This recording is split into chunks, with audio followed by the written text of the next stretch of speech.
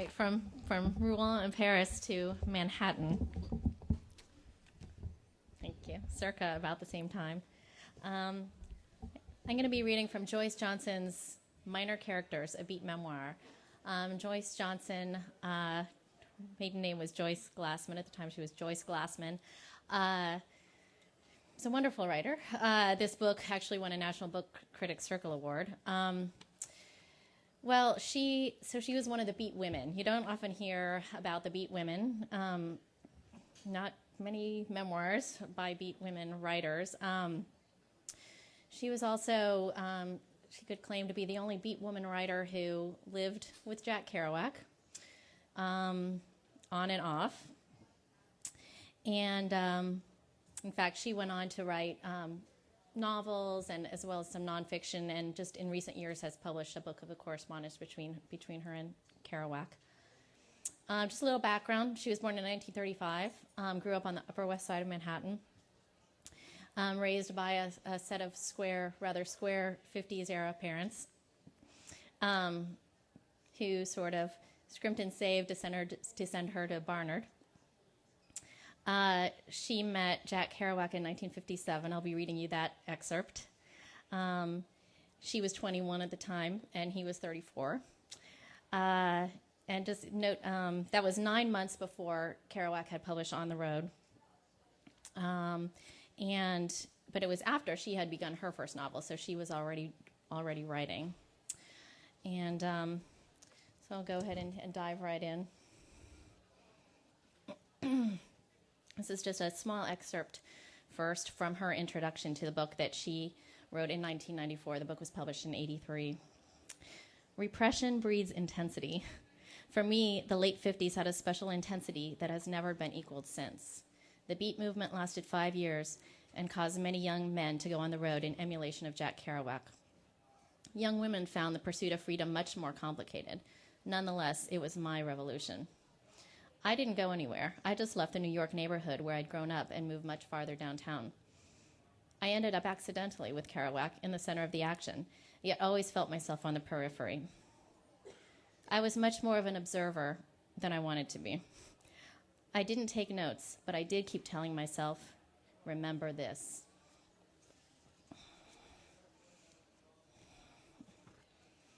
All right. The mass of men lead lives of quiet desperation. It was my father I thought of immediately when I first read that line of Thoreau's in English class at Barnard. I thought of my mother, too. I thought that personally I would rather die than be like the mass of men. But adolescents think in such extremes, in such stark choices. Up until the time I was 13, I had taken it for granted that the three of us were happy. I based this belief on the notion of love as something that was all justifying. True, we didn't have as much money as other people, but at least we all loved each other, like the March family and Little Women. My mother seemed an artist whose medium was thrift. With apparent zest, she combed department stores for bargains, toured the local supermarkets seeking out specials. She was an expert in the comparative prices of brands of tomato juice. Garments made of remnants of good fabric. She never bought any cloth that wasn't fine, issued from her sewing machine. All my sweaters were hand-knitted. In her creations, I was much more formally, thus, quote, better dressed than other girls. I didn't look, quote, cheap like they looked in their store-bought garments. I wanted to, though. Secretly, I wanted to. She kept house all those years, she told me only recently, on $20 a week. All through the post-war boom and even into the affluent 50s, she managed to make everything come out of that. More and more, the effort consumed her energy, her intellect. She hardly ever touched the piano herself, except to dust it. We existed in a kind of cultural loneliness that I began to feel as acutely as I grew older and more conscious. It was as if my mother had taken upon herself the power to stop time, freeze us into a Victor Herbert operetta in which the furnishings and music were vaguely classical, the values sentimental, post-Victorian. She was the severe arbiter of everything new that came into the house, ideas, articles of fashion, the friends I occasionally brought home from school. She found very little that met her standards. We were on some higher sphere than the brassy world outside us, with its shiny and permanent items that we couldn't afford. I was to be guarded from the contaminations of everything popular: chewing gum, soda pop, comic books, the Bobbsey twins, Frank Sinatra. He's dissonant, my mother would say, anxiously switching on the Schubert on WQXR. My specialness was defined not only by the exquisitely sewn dresses I wore, but by her overwhelming expectations of what I would achieve as a child prodigy in music. I knew my enormous value somehow flowed from her. Without that flow, I'd be an empty vessel, a cheap, trivial item, just a very ordinary person, perhaps. It's the spring of 1949, and I'm 13 and a half. With my best friend Maria, I am sitting in the very front seat of the top deck of a double-decker bus as it makes its way down Lower Fifth Avenue toward Greenwich Village, which I've been assured is the very last stop, thus impossible to miss. So obviously she's going from the Upper West Side down to the Village. She's a young teenager.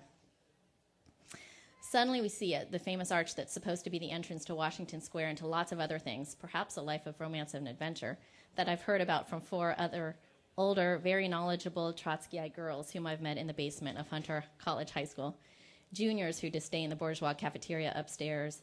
They lunch secretly on yogurt deep in the locker room.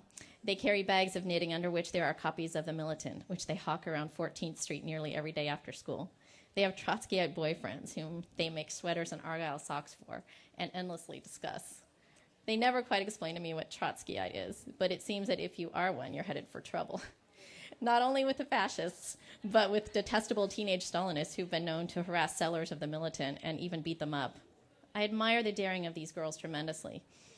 Their whole style, in fact. Dark clothes and long earrings, the cigarettes they smoke illicitly, the many cups of coffee they say they require to keep them going.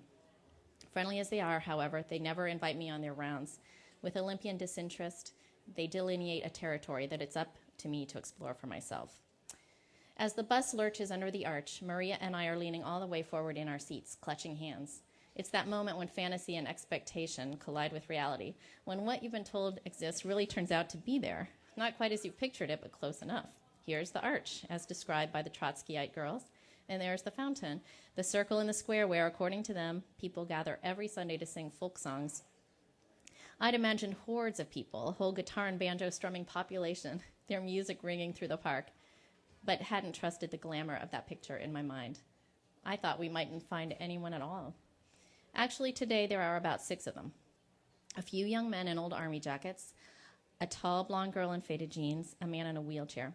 They look a little drab, in fact, perhaps because it's also begun to rain. The drops fall on Maria and me as we rush over to them from the bus. Washington Square is emptying fast. Wouldn't you know it, we've arrived just too late. In another moment, they'll be packing up their instruments. They stand their ground, however.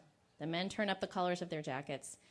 As their audience vanishes, they launch into a new and appropriate song, Let the Circle Be Unbroken, which they sing as loudly as possible into the wind that thins out their voices, disperses them like so much smoke.